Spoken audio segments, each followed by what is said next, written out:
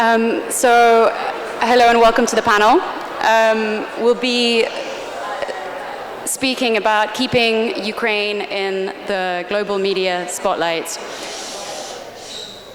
I think it goes without saying that for many people in this room, this story has been there 24/7 since the start of the war, if not, from 2014 to today. But with that in mind, I will introduce our panelists very quickly.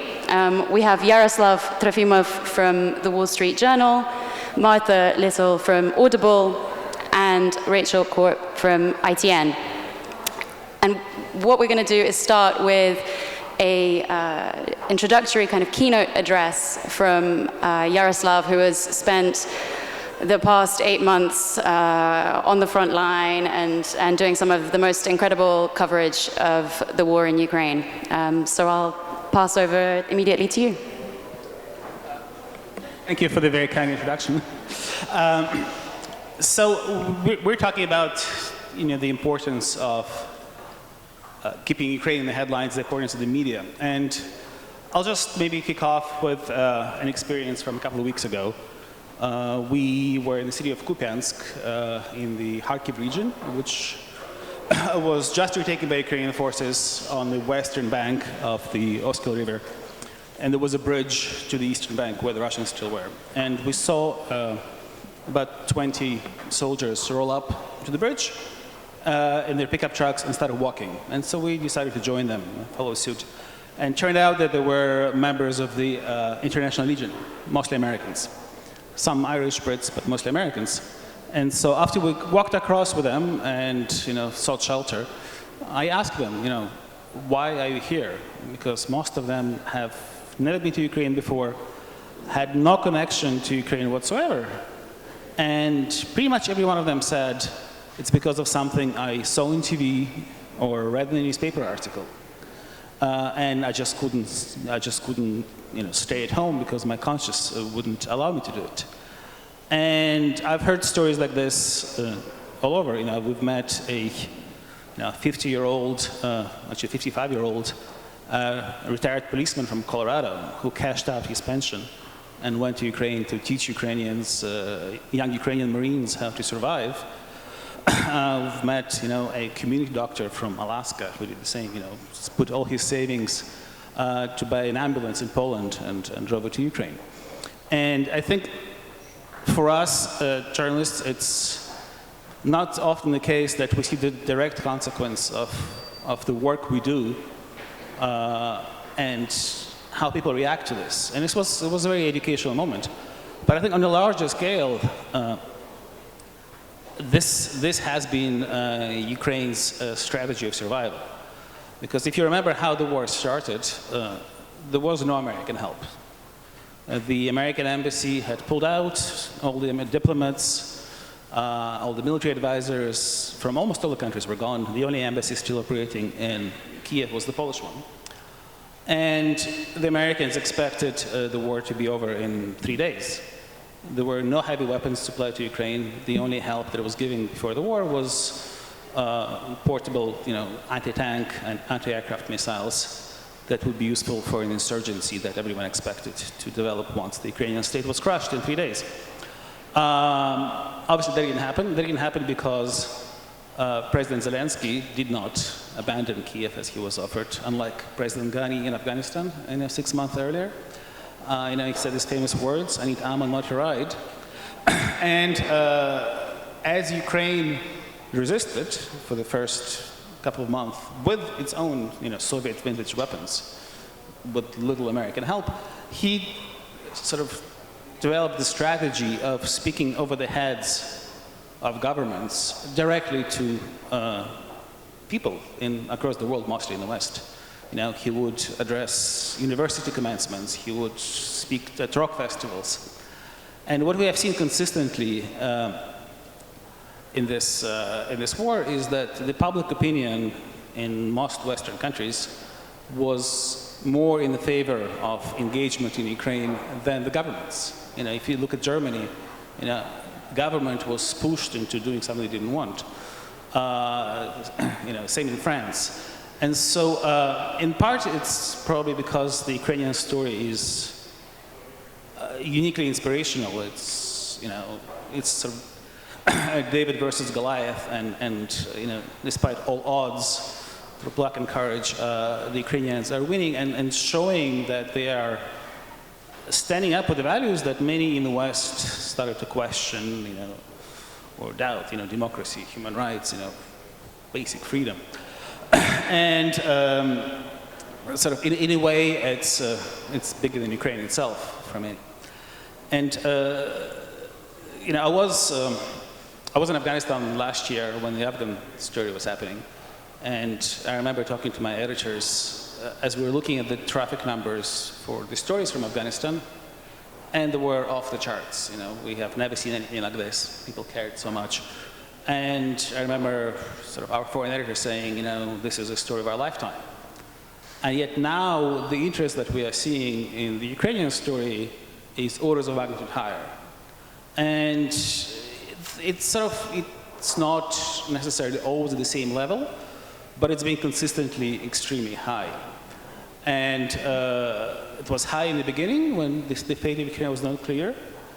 It ebbed a bit this summer when it looked like we were witnessing a stalemate in positional warfare. But even then, people cared, and individual stories about what's happening under Russian occupation were still getting tremendous reaction. And now, obviously, after this counteroffensive in the last month and a half, they just picked up again dramatically. And this interest also translates into support. There was an opinion poll just last week about support for American military aid to Ukraine in the US. It was 51% in August and 68% in October, as a result of the Ukrainians actually showing that they can use this military aid to achieve results. And the results of people seeing the liberated towns and villages, people seeing how the old ladies, with tears in their eyes are walking out and, kissing the Ukrainian soldiers who are coming home after really giving up on that hope in long 6 and 7 months. And so as long as that story continues, I think, and as long as the Ukrainians continue resisting and being successful, I think the interest will also remain. Thank you. Yeah, I thought we could turn to Rachel as up until September you were editing ITV News, and you were in charge of all coverage, but also coverage of the war. And I just wanted to ask if you could take us back to the very beginning of the year and what you were thinking and how you were preparing for this potential conflict, and what kind of scale you expected to see. Thank you. It's really hard, actually, casting your mind back then, because the world has literally changed, and trying to put myself back in my shoes at that point. We were preparing for several months, from this time last year, really, thinking that this was a possibility. And certainly our correspondents with expertise in the area were pushing for it. But I have to say, until the day it happened, I think a lot of us didn't think it would. I'll hold my hands up on that. Hindsight is a wonderful thing. Now we think, of course it was going to happen. But it wasn't inevitable, and there were a lot of other things going on we were having to think about as well. But I would say we were relatively well prepared. I think the closer we got to it, the more my head of international was twitching, and our head of news gathering, and thinking, well, we can't just be in Kiev. We need to be in the northeast. We need to be down in Mariupol. We need more than one team in Kiev. We need to be in Moscow. So when the invasion did happen, when the war broke out, we were in quite a lot of places. We were determined, like many other people, to make sure we were as close to what was happening as possible. So it meant putting people as close to the front line as possible, and that's difficult. And trying to work out where that is. But in the first few days, we saw journalists come under fire. We saw journalists being killed. It was instantly really dangerous. And we also had in certain areas, particularly in some of our camera crews and operators, a slight lack of expertise. It'd been a long time since we've done something on this scale. I think the last time we'd had a deployment that big was the Iraq War. We had those 4 or 5 teams, but of course, instantly the scale and the size of the invasion meant that we needed to send more in, and that the scale of the refugee side of the story, I think, took everyone by surprise. So putting in more teams into the Polish border, into Lviv, into further south. But again, it might have been a long way from the front line, but we were seeing all the attacks coming in. So, trying to send people in safely, making sure that we could still get that eyewitness reporting, it was tricky. Yeah, that's one way to measure scale of attention, right? So we can talk about viewing figures, and I'd love to ask you about that. But it's also about how many people you send and how many people you have, where you have them, and it's really interesting to hear that it's the biggest since Iraq. Could you talk a little bit about kind of what Yaro was saying in terms of the attention waxing and waning over the course of the summer, and what you found with that? No, I mean, I think the whole of the UK, and we're a British broadcaster, was absolutely caught up in it right from the beginning. I think that collective sense of shock at what we were watching and just the sheer horror of the stories that were coming out. So I think the interest was right up there from day one. We don't have a 24-hour rolling news channel. We have set bulletins, and from day one we were doubling most of them. We were doing extra programming at weekends. The viewers were there, the viewing figures were there, and we were wall-to-wall coverage on ITV News in a way that, again, hadn't been, well, we were in COVID and other stories, but hadn't been like that on an international story. And the viewing figures stayed up, and they were the same across all the broadcasters, and for weeks and weeks that stayed up there, which I think was really encouraging, particularly when in the UK we've got a lot of other things to focus on, but absolutely it was up there. And even in April we were doing war crimes special pieces from Bucha and places where our pieces were running for half the programme. The last time we were running things that long was, I think, Dubrovnik, and certainly last century. So that interest was there. I think it stayed longer than I thought it would. It stayed for months, actually. I think there was a stage sort of early summer when a bit more TV fatigue was coming in. And what we were finding, and I hope you understand the way I'm saying this, that you might have several teams in country who started to tell the same story.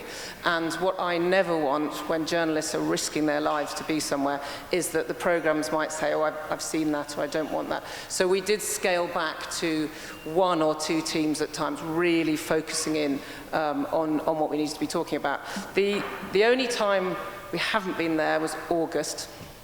And the only reason being is that the teams were exhausted.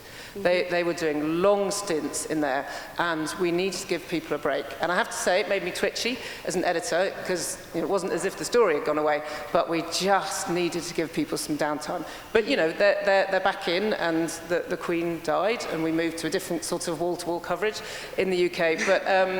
But absolutely, we still had teams there, and I'm now in charge of a wider group in Channel 4 News Centre as well. And the story that was happening was really important with the Ukrainian gains and this lightning speed. So it hasn't gone away in that sense. Yeah.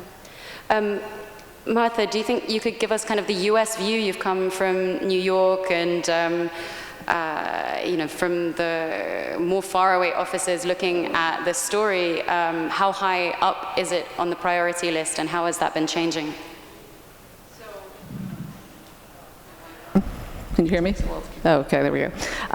Yeah, it's odd to be the minority, the American who's, the small kid in the room of all these international folks, which is wonderful. It's such a refreshing sight. I just wanted to say a little bit about my background, because you might wonder, why is she here? I'm at Audible, which is owned by Amazon, which is, one of the giant multinationals that was referenced earlier.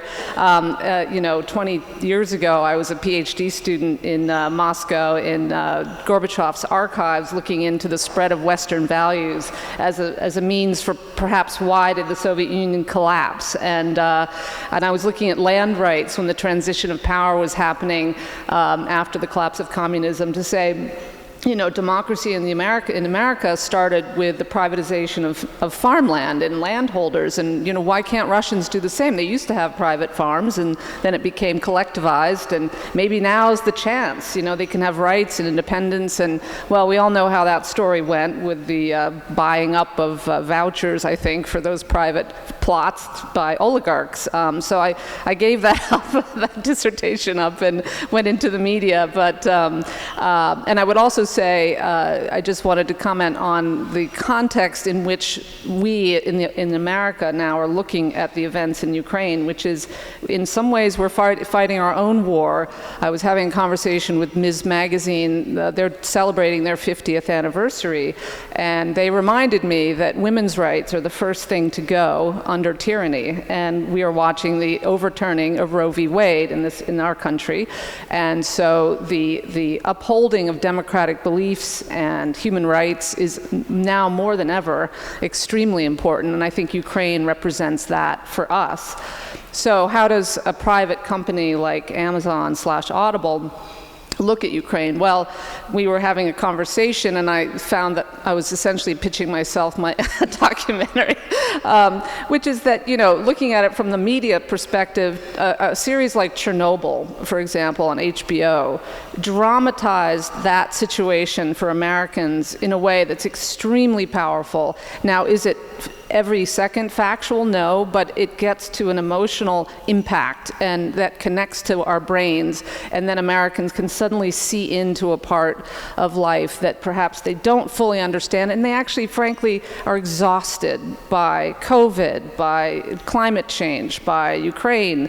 We've done studies on our listeners. They want to escape. They do not want to pay attention to the news. They want to put their heads under a rock and pretend it's not there. And they do pay attention to Ukraine. It is there daily, but it does fade out when there's not a hideous Russian incursion. And so, you know, how to address that? And I think that, you know, one of the things that I've thought about is there a way to think about creating a docudrama, essentially, from the early days, maybe 8 years ago, from when we were talking about the war against Russia was beginning, to humanize it in a way that's comprehensible, because there's so much going on, there's so many pieces, there are all these foreign names that Americans, you know, I speak Russian, so at least I understand, but, you know, it's to understand who are these people, who are these factions, you know, what is the U.S. doing, what are the other sides doing, to make a narrative out of it over this time, and to, you know, put it on Audible, put it on film, etc. That, I think, would have a huge impact on the Western audience, at least the American audience. Sorry, I went on a bit long. Yeah, so now kind of, I mean, our festival is about storytelling, so it's creating that kind of longer narrative and creating a story out of something to really entrench it in people's minds. I want to go to you again, Yaro. For Ukraine, keeping the attention is life or death in some way, because it's crucial to keep aid coming in, military aid. Naturally, in that circumstance, it's important for Ukraine to, in some way, control that narrative as well. And, you know, we see a lot of very engaging content that is produced on Twitter and to keep keep the global eye on Ukraine. But does that also pose a challenge when you're working on the ground? How has your relationship been with, say, press secretaries, government officials? How does that work with access and the front line? Is it working? Yes. So I'll just maybe start with the sort of broader background of how different this war is from any other war I've covered in the last 20 years. You know, this is a war where the enemy can strike you at will from 1,000 miles away. And so people are extremely sensitive about images. You know, when you come to a hospital somewhere in eastern Ukraine, they don't want journalists because last time the journalists came around and filmed it, the Russians fired a cruise missile at it. And so this is probably the biggest constraint because people are afraid that interactions with journalists will result in their death from far away. And I think that's at the core of a lot of difficulties that people have with access. Now, if you do build relationships with individual units, commanders, and they know they can trust you, you will not, write in the article the exact address of where their base is, and your photographer, will not, publish photographs that could be easily geolocated. Then it's a whole different matter. And I found that the official ground rules are pretty similar to what we had in Iraq or Afghanistan with the US military. And while access through the official sort of press secretaries network is patchy and difficult just because they have to deal with a huge number of journalists, if you do know people somewhere in Bakhmut or Siversk or Kupiansk, and you send them a message on Signal, saying you're coming, they'll say yes, come. And you can spend a day or three with them, and again, because they do trust you. Mm-hmm. So that's on the level of the military operations. Obviously, there were exceptions. When the Ukrainian military started this offensive in Kharkiv in early September, this was an operation based on deception, because initially there was an offensive in Kherson, where the Russians moved, large part of the military force in the east, and then there was this surprise thrust in the east, and the Ukrainian military was really paranoid that journalists don't sort of give away their plans, and they imposed restrictions on any access for about 10 days. But other than that, I found that since the early days of the war, it's been actually okay, and the further you are, the easier it is. Because if you actually made the effort and you are in an area where soldiers are fighting,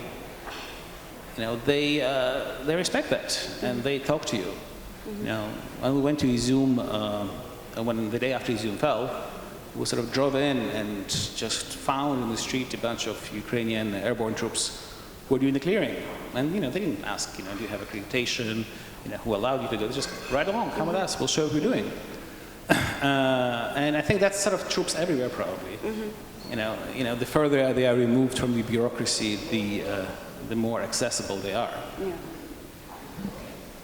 I mean, Rachel, would you add anything to that? I mean, how have you found sending teams in and with frontline access and kind of the logistics of that? Yeah, I think officially it's got a bit harder recently in terms of if you're applying for an embed and a sense of wanting to keep journalists away from the front line. But certainly on the ground, all the experiences have been exactly as you said, and I said it earlier, this is the importance of eyewitness reporting. Yeah, exactly. And putting people at the heart of your story.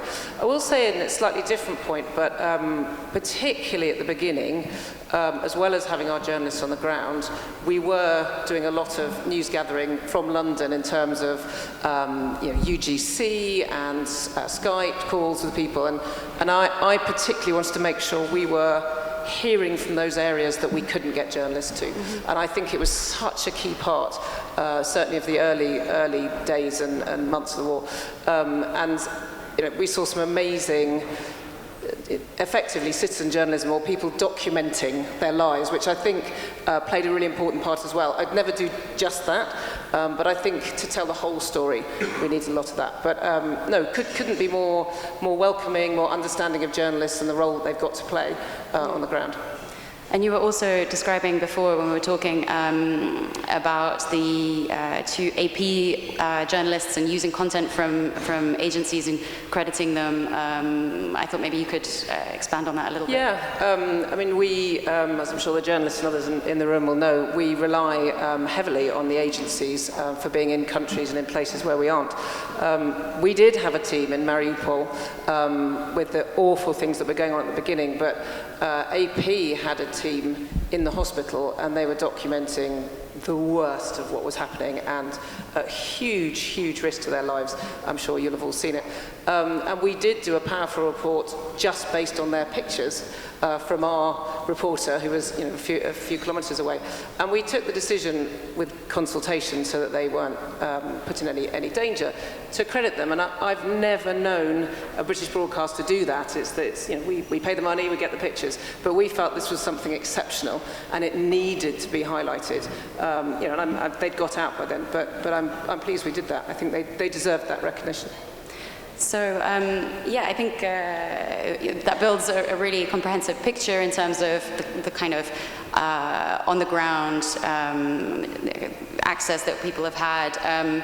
But I want to look back to the past 8 years and where we haven't necessarily seen so many teams on the ground. We haven't necessarily had people go and do frontline reporting throughout a very, very long war. And I've been, I know, using the term war very incorrectly probably during this panel discussion already, because this is a conflict that has been going on for 8 years. And when we speak about the war, we tend to mean this period now since February 24th. But of course, that's incorrect. I mean, I think I would open this out to everybody, but has the global media done enough to keep Ukraine in the spotlight throughout this time? And is it even possible, considering the news cycle and the way we respond to it?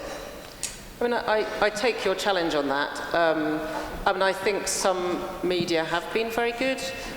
Certainly, if I think of the ITV-ITN experience, we did cover what happened in Crimea, what has been happening in the east of Ukraine, not every week, but we would go back and cover it. I think it's interesting what you say about we should have been picking up on this as the latest chapter rather than something new. I think we were quite careful in amongst all those teams to send some of our correspondents who had been covering it for the last 9 years, or even earlier than that. So in all the analysis and the specialist commentary, you were very much getting that.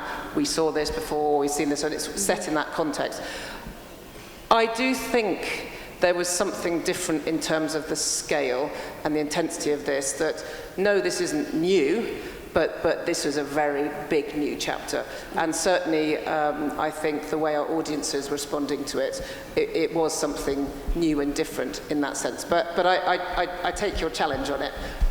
Certainly something that seems laughable now, but we were very determined to call it a war from the beginning as well, not least because of certainly laws against journalists in Russia from even saying that word. So in that sense, it was a new chapter, but I get what you're saying. I might comment on that. From a global position, I'm in conversations with international media who are trying to break in even further into establishing global news networks. Global news has now become an even bigger proposition as we globalize our world, and it's a very tough proposition, as you could imagine. And I think the challenge is, you have the BBC, and so how do you add to that? How do you add value? And I ask these folks who are pitching this, how do you unify the cultures, the regions? There's so many dividing lines. And they said, well, we're speaking mostly to English language audiences. Okay, that's fine, that makes sense. And then the US is the most important audience. And it keeps coming back to that. And that's depressing to me on one level, but it's also the reality. And so I'm interested actually in how you all combat that, because I guess it's the money and the viewership and listenership that we have here in the States. So it remains, unfortunately, a very huge population to continue to keep our eyeballs and earlobes or eardrums on the situation going on in Ukraine. And it's unfortunately the reality, but that's why I think I want to think creatively about how to keep Ukraine and Afghanistan and Africa and so many of these other conflicts in our midst. It's a tough challenge. Yeah, how do you do that, Yaro? How do you keep us reading your stories? Well, I think, back on, yes. I think people want to read about people, right? So, this war is, 40 million human stories, and 40 million tragedies at different levels because everyone has lost something. And I think once you sort of break down this anonymous Ukrainians into a person with a name and a story and a relatable, life circumstances and thoughts and ideas and hopes, people are interested. I think that's really our job, to humanize this, to show that it's about people. And when you kind of cast your eye to the next 6 months, a lot of people are talking about how, our first panel here was Winter is Coming, that during this impending winter, we can also see a very slow, quite entrenched conflict. That's one of the possibilities. When you think ahead to the next 6 months, how are you going to combat that war fatigue that could set in and keep people reading, keep people coming back to Ukraine? Well, I think we can't really predict how war will develop. That is also true. This is the supreme form of human endeavor, and so by its very nature unpredictable. I think our job is to tell the stories. It's not to try to spice them up or to try to keep people interested. Just be there. Mm-hmm. And so many of the stories are not accessible because so many of the parts of Ukraine, especially liberated areas, are cut off from the internet. You don't really know what you can find in the village until you get there, because those people have not, they ask me, how's the war going? Last time I heard the news was a month ago. Oh, wow. Yeah. I think, Rachel, maybe I would ask you to talk a little bit about how you're planning for the future as well, for the next few months. Yes, it's really difficult. There's a lot going on in the world. There's a lot going on in the UK at the moment. And we are heading into a cost of living crisis. Clearly a lot worse for other people around the world, but for us it's very real in the UK. It's helped at the moment that our government keeps citing Ukraine as the main reason for our cost of living crisis. So, whilst that's part of the narrative, I think it's fairly easy to keep going back. I think as well, we have a duty, as we are public service broadcasters, which some of you will be familiar with, but it is our remit, literally, it's enshrined, that we have to make content that informs and educates the public, and therefore well-funded, independent, trusted, impartial news is at the heart of that. And one of the things I'm constantly lobbying for is the protection of that system, particularly when we're seeing it eroded in other parts of the world. But so therefore, for me, we have to keep going back. We just have to, as you said, find ways to tell the story that's relevant and relatable. And sometimes you don't just follow where you're seeing the eyeballs or the clicks. Certainly, as I said to you, I was so pleased that our TV audiences stayed up, but on ITV News a few weeks into the war, suddenly our digital dropped off in lots of places. We've been flying on TikTok. Suddenly TikTok didn't want to know, and other places, and we had to just find ways to keep telling the story rather than saying, right, we give up on digital. So I think you have to. It's expensive, it's difficult. We had some extra funding. I don't think that's, you get that forever. One of the biggest challenges, not one of the biggest challenges, it's a consideration and something I never thought I would have to be thinking about, is the safety of our teams in the field with all the threat of nuclear. And I don't think any of us have trained or even thought about what is modern nuclear battlefield warfare.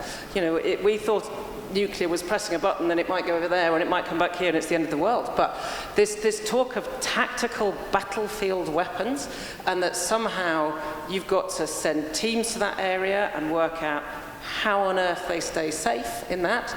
And I find that a terrifying conversation. Now, clearly, that's part of the narrative, and the narrative coming out of Moscow, and it's useful, but we have to think about it for our journalists. And the fact we should be even having that conversation is not even for us, it's for anybody living in Ukraine as well. And I think that is a consideration, and that's occupying most of my discussions at the moment, I have to say.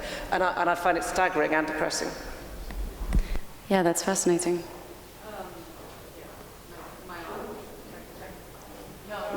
Check. Check, check. There you go.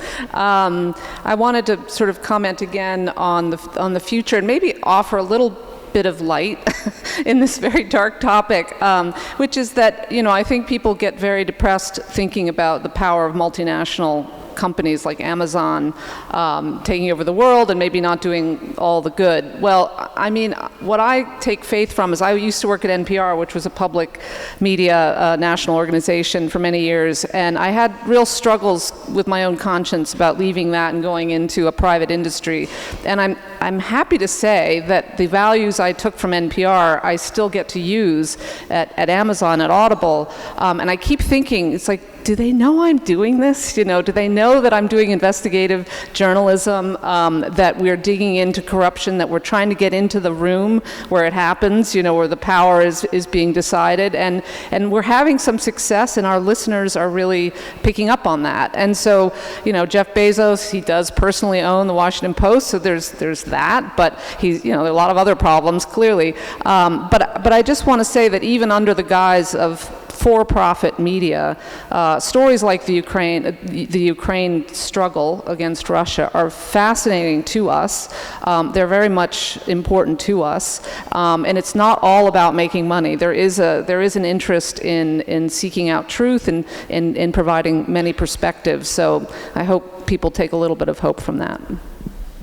Thank you. I just wanted to also follow up on something that you mentioned, Rachel, in terms of TikTok and algorithms. And speaking of, big corporations, how do you relate with that? Because as you were saying, you could see content drop off, you could see attention drop off on that, and clearly the social media platforms are super important for keeping people's attention. It's how so many people consume news now, but a lot of that is defined algorithmically.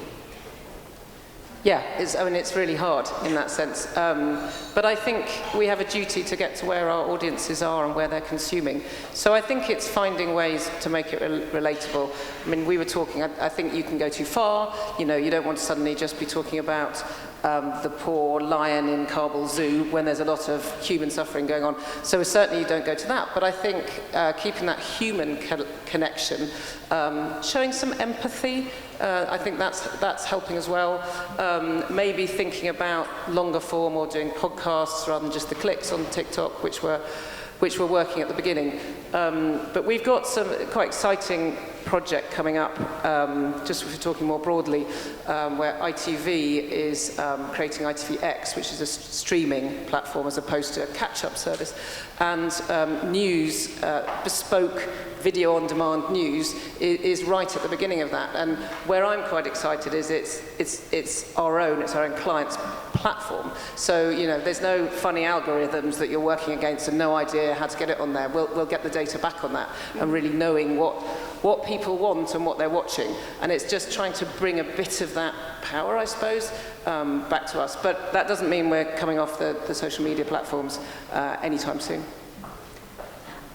Maybe now's a good time to open up the floor to any questions that you might have, whether it's about keeping attention on Ukraine, I can see at the back, or the logistics of running media coverage of this war, which I think has been a really interesting part of this conversation. Hi, thank you for the discussion. I have a question for Yaroslav. I'm a big fan of your work. And I was just curious, you said it's really hard to get to the front lines now. And I think it's getting harder and harder. And when you think about the story you want to tell, and reading your stories, you always aim to show the broad picture, but also aim to show it through the eyes of the person. How the logic of constructing the story for you works when you don't have access to get somewhere, but you still need to make a story about a particular thing? Thank you. Thank you so much. Well, I think it starts with trying to get access. And what does it mean now to get access? This war is the first war in a long time where we, for example, feel like we have to have an armored vehicle whenever we are within 30 kilometers of the front line, just because of the unpredictable nature of it. and you can always get shelled. So it's there are all these logistical hurdles to coverage now that didn't exist before. In Afghanistan would move around Toyota Corolla.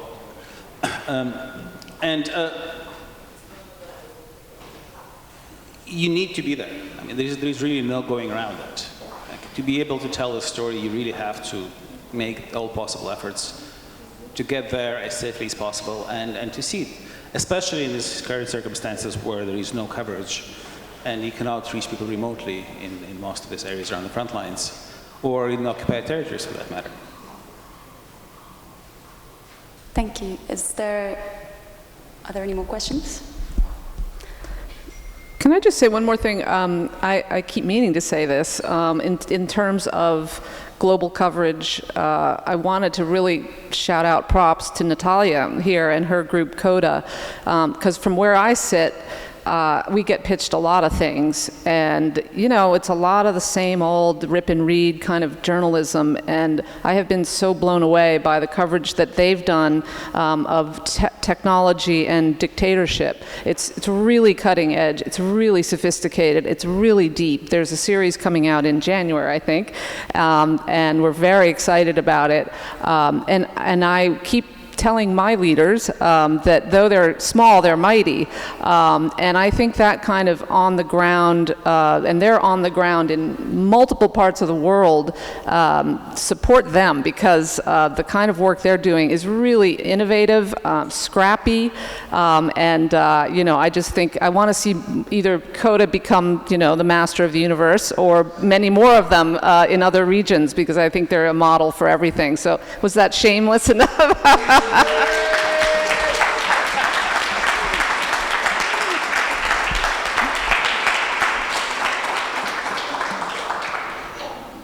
I mean, that's a wonderful note to start closing up. But are there more questions from the audience, whether on the day-to-day of covering this war on the ground, to looking at it from a kind of storytelling perspective from afar? I would just say, if anyone has a pitch on a documentary or docudrama telling us what's going on in the Kremlin, I would love to read that.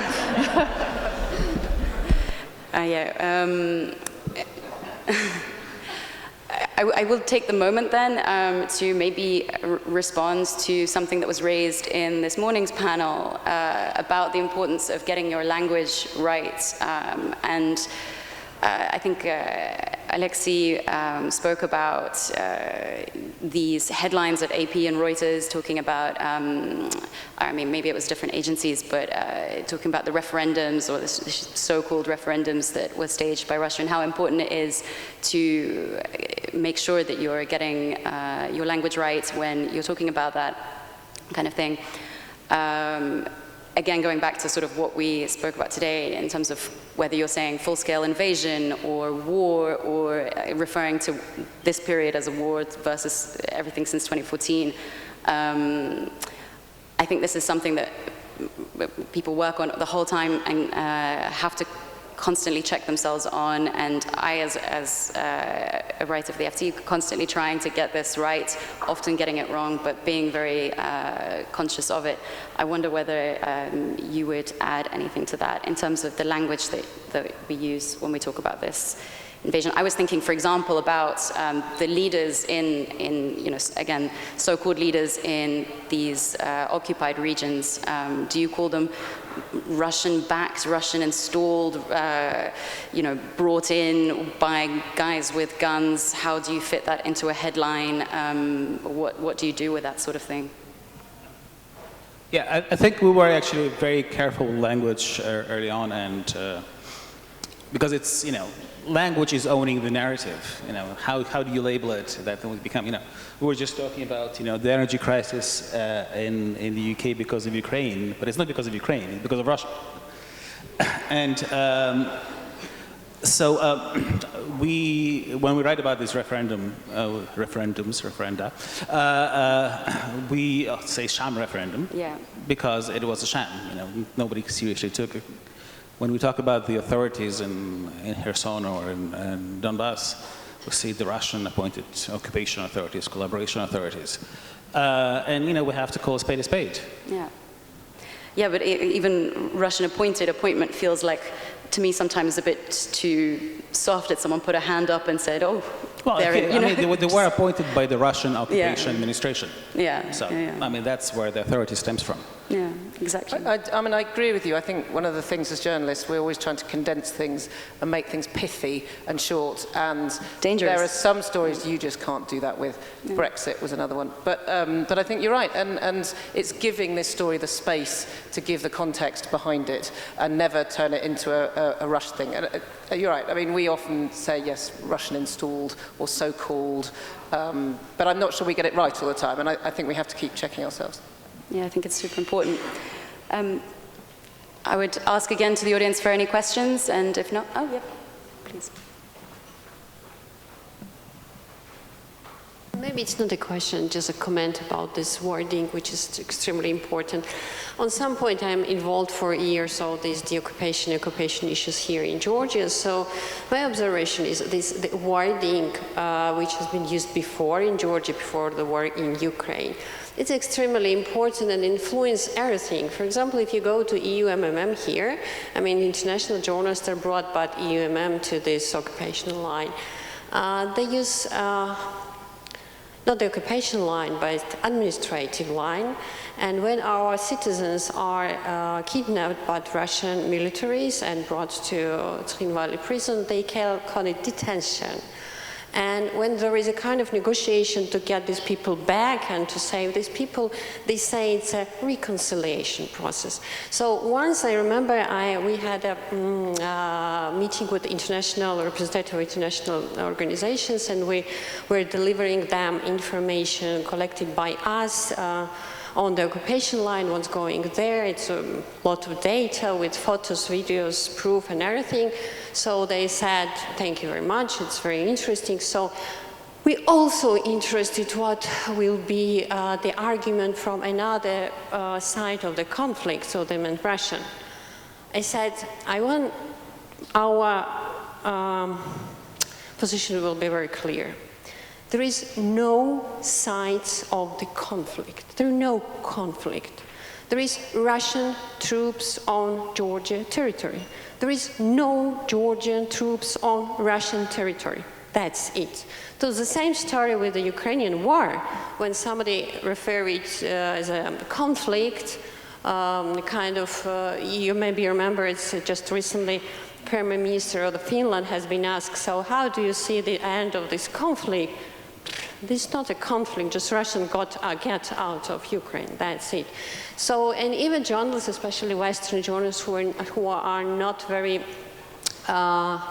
familiar with the local situation, all the history of fighting against Russia occupation, not only Ukraine, but here as well. They very often use this kind of, not media neutral, but too much neutral lexicon and too much neutral terms.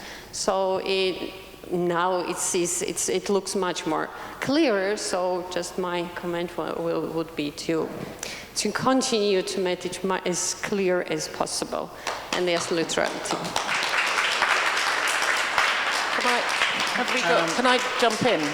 So can I jump in super quickly? I think I agree. I think we've got very, very tangled up in what is impartiality. Sorry if you were going to say the same thing. And I think it's a very useful distraction for people who want to keep journalists embroiled in this as opposed to telling the story. And I think sometimes people have gone too far. Now, I think you can be impartial but still have informed opinion. And I'm slightly hesitant to say this publicly, but we did have discussions with Ukraine whether we were coming down too heavily on one side. Were we doing our usual diligence? Were we being balanced? Well, I think on some stories, when a sovereign country invades a sovereign country, goes to war in this fashion, and takes it to the people with this level of suffering, I'm not sure you're looking for balance in everything that you're doing. But I think you're right on language, and I think sometimes I've got to be impartial. impartial, therefore I've got to be neutral, and therefore I'm going to take all humanity and empathy out of the story. And I think we can end up doing disservice. We have to be careful, and we have to stay impartial, but that doesn't mean hiding behind such neutral language. You know, if you're seeing atrocities, if you're seeing appalling acts, you call them out, and particularly if you're seeing them for yourself. Yeah, I couldn't agree more with you. And as journalists, we're trained to be balanced. And when we cover stories in America, well, one side says one thing, the other side says another, and we kind of presume they act in good faith, and there is a validity to their position. Now we are in a situation where one side basically lies all the time as its modus operandi, and the other one sometimes doesn't tell the truth, but more or less is being faithful to reality. And when we have news events, for example, 2 months ago, there was a prison camp full of Ukrainian POWs that was attacked, in Russian-occupied territory. Many of them died, I think 70, and the Russians were the first to come out with the news. And obviously, everybody went with the story. The Ukrainians shelled the camp because the POWs were there. And then the Ukrainians said, no, it wasn't us, it was the Russians. And that's when we, for example, had to sort of sit down and say, wait a minute. We cannot just agree with he said, she said, Russians say this, Ukrainians say this. One side has a track record of lying, and the other one doesn't. And we should probably go with the Ukrainian version first. But, the way the news business works, the Russians came out first with this story. The first takes everybody had was what the Russians said, and then they added the Ukrainian comment, lower below. And so, in such a conflict we're seeing now, which is probably the most morally clear war since World War II, probably, we have to keep in mind that, this cannot be fully balanced, because information coming from Moscow, as a rule, tends to be untrue. Great, okay. There's one more here. Thanks. My name is Georgi Kandelaki. This understanding that a lot of Western media got tangled up in the waters of impartiality, I like that, has evolved quite a bit, and I cannot help, luckily has evolved, and I cannot help but recall that in 2008, one major publication, when it was shown evidence that the Russian troops, Russian armor in very large numbers had indeed crossed the Georgian-Russian state border before August the 8th, admitted that it is true. So they recognized the validity of the evidence that the Russian troops crossed the international border, but yet they were very eager still to blame Georgia. So that they said, yes, army of one country crossed the border of another without its consent, which obviously in international law constitutes an act of war, but yet the victim was guilty. Thank you.